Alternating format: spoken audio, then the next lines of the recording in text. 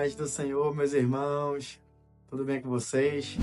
Estamos aqui mais um dia para falar um pouco mais e aprendermos mais juntos sobre a palavra do Senhor, que hoje se encontra no livro de Apocalipse, no capítulo 5, e eu queria ler do versículo 1 até o versículo 5. O livro de Apocalipse, que alguns cristãos, alguns crentes têm medo de ler esse livro, até também por falta de conhecimento, de interpretação da palavra. E nós vamos juntos hoje entender esses versículos aqui, ao qual eu li antes de trazer aqui para vocês, tá bem? Que começa assim: E vi na destra do que estava sentado sobre o trono um livro escrito por dentro e por fora, selado com 7 selos. Geralmente, só abrir aspas aqui, geralmente um livro que era escrito por dentro e por fora eram pergaminhos, escrituras ou testamentos. Versículo 2: E vi um anjo forte, bradando com grande voz: Quem é digno de abrir o livro e de desatar os seus selos? E ninguém no céu, nem na terra, nem debaixo da terra podia abrir o livro, nem olhar para ele. E eu chorava muito, porque ninguém fora achado digno de abrir o livro, nem de o ler, nem de olhar para ele.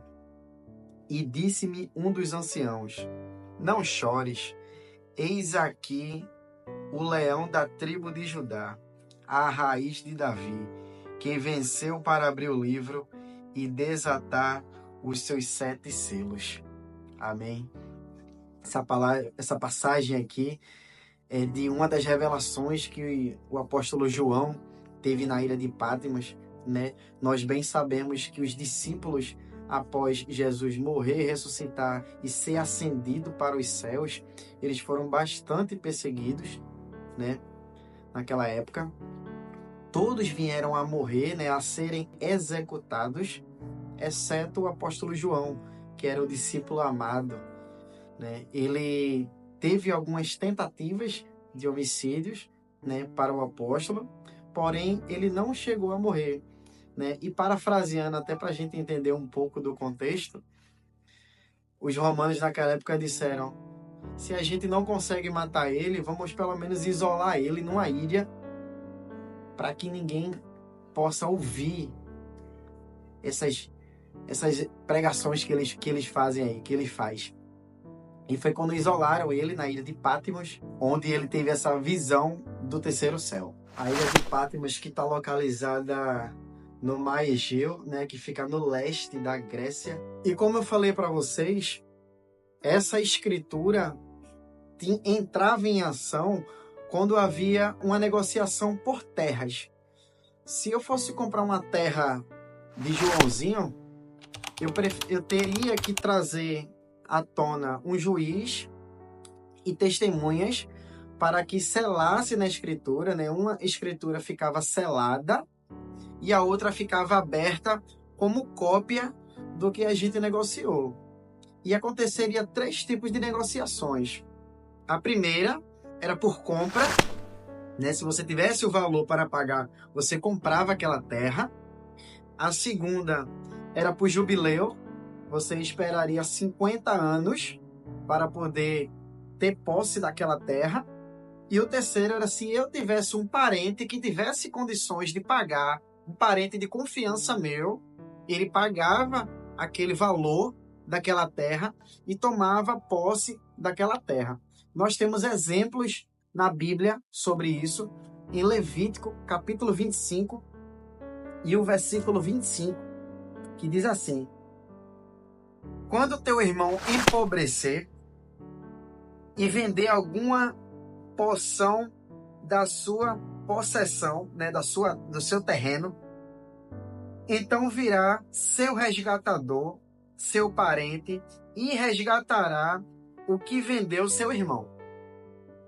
E se alguém não tiver resgatador, porém, a sua mão alcançar e achar que baixa para o seu resgate, então contará os anos desde a sua venda, e o que ficar restituirá ao homem a quem o vendeu e tornará sua possessão. Esse aqui está falando do jubileu.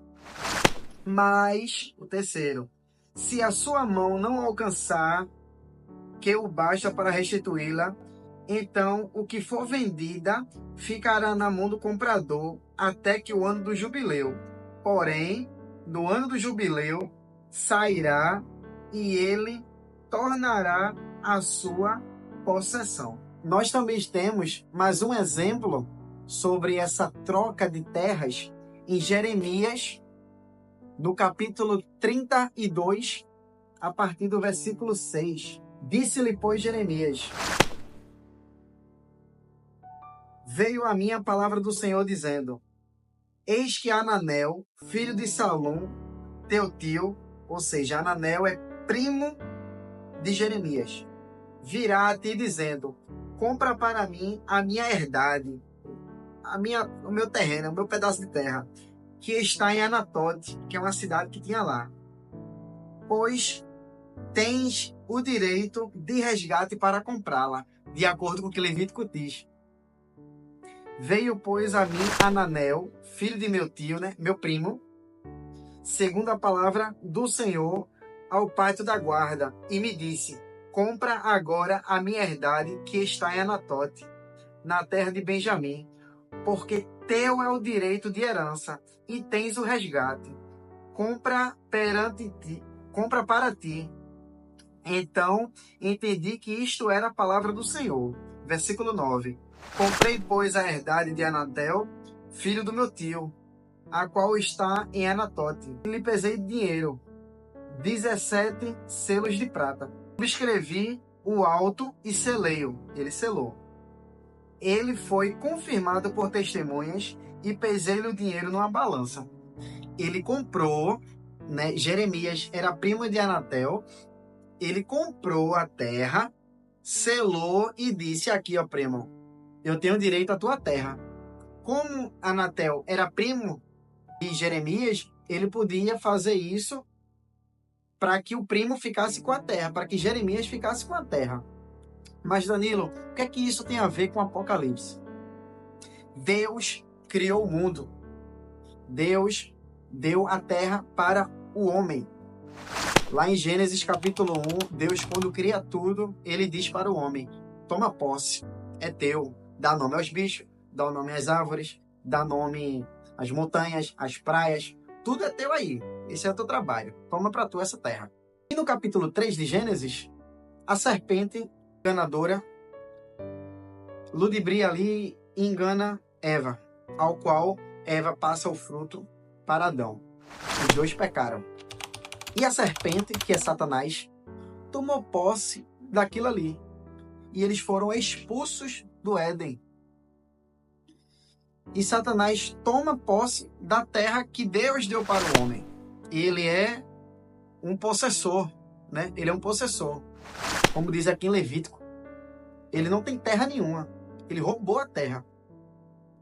E quando Jesus vem, lá em Mateus capítulo 4, quando Satanás vai para o deserto com Jesus, tentar Jesus, um dos diálogos de Satanás, ele pega Jesus, leva no lugar mais alto da terra e diz: está vendo tudo isso aqui? Se você prostrar aos meus pés, tudo isso aqui eu te darei. Por que ele falou isso? Porque ele tinha roubado aquela terra. Por isso que Jesus diz para a igreja: o ladrão vem senão a roubar, a matar e a destruir. Por que Jesus falou de ladrão? Porque Satanás roubou o que não era dele. E por que ele fala primeiro a roubar? Porque ele veio e roubou a terra que não era dele. E o que aconteceu aqui em Apocalipse? Deus deu a terra para o homem. Satanás roubou a terra do homem. Jesus, o parente de confiança de Deus, disse: Deus não pode pagar, porque Deus é espírito e se importa com que os adorem espírito e em verdade. Como diz lá com a mulher samaritana. O que foi que aconteceu? João capítulo 1, o verbo se fez carne, veio para cá e disse para Satanás: Eu não vou pagar essa dívida te adorando, não. Eu vou pagar com sangue. Aí Satanás disse na cabeça dele, né? Ah, é? Tá certo. Já que você é homem, vou te matar. Só que ele não contava que Jesus no terceiro dia ia ressuscitar. Aleluia. Jesus pegou o testamento e disse aqui, ó, Satanás. Comprei a terra de volta. Nada que tem nessa terra aí é teu. Por isso que o nome de Jesus tem poder. Por isso que o sangue de Jesus tem poder. Por isso que nós devemos sempre andar com Jesus, porque nada é de Satanás. Por isso que lá em Apocalipse João disse, não tem ninguém digno, porque antigamente, para se fazer o testamento, só quem poderia desatar aquele rolo, aquele testamento de compra de terra, era quem comprasse o terreno, comprasse a terra. E o único que comprou foi Jesus, o único digno. O anjo grita forte lá em Apocalipse dizendo, quem é digno de desatar? Deus estava no céu, nem Deus era digno, porque Deus é o juiz. Deus é o juiz, nem o juiz poderia abrir, o juiz só poderia estar ali presente para dizer, ó Satanás, tu perdeu porque meu filho já comprou a terra. Só que Satanás é rebelde. Satanás fica, não vou sair da terra não. Por isso que ele está por aí a rodear a terra. E por isso que nós temos autoridade no nome de Jesus para expulsar ele de tudo que é lugar. Porque ele está aqui em lugar errado, ele está aqui ilegal. O apóstolo Paulo diz que o lugar dele é nas regiões celestiais, no segundo céu, que isso aí já é para outro tema aí que eu vou trazer em outro vídeo. Você pode na sua casa dizer, está repreendido em nome de Jesus, saia daqui Satanás, isso aqui não é seu não. Você pode declarar o nome de Jesus na sua casa, no seu trabalho, na sua escola, na sua faculdade, onde você for. Satanás não tem lugar na sua vida. Ele está aí de intrometido. E o que é que acontece com quem é intrometido? Com quem invade terra de que não é dele? Ele geralmente constrói alguma coisa, né? Planta uma árvore para dizer que é dele, né? Aquele terreno invadido. Ele constrói um muro. E é assim que Satanás entra na vida do ser humano, né? Ele coloca uma planta ali para dizer que é dele, ele coloca um muro, ele coloca uma calçada, ele vai construindo uma casa e depois ele está construindo um condomínio. Por isso que nós devemos sempre que estar atentos. O mundo espiritual é real. Jesus está alertando a gente todos os dias e nos dá autoridade no nome dele para poder expulsar Satanás de nossas vidas. Por isso, meus irmãos, eu trouxe esse vídeo para vocês aqui nesse dia, para que vocês confiem no nome de Jesus, para que vocês andem lado a lado com Jesus, porque Jesus é maravilhoso. Ele nem precisava disso. Ele já tinha a sua moradia no céu. Ele veio para cá por amor a gente. Ele veio para cá para poder nos trazer de volta. O apóstolo Paulo fala lá em Colossenses capítulo 1, que ele resgatou, ele nos trouxe a paz novamente, ele nos transportou das trevas para o reino do Filho do seu amor. E é isso que Jesus faz, que ele fez, que ele faz e que ele ainda vai fazer. Amém? Fiquem na paz, um abraço a todos. Não se esqueça de dar uma curtida, de se inscrever no canal e de enviar esse vídeo para o seu amigo. Amém? Um abraço.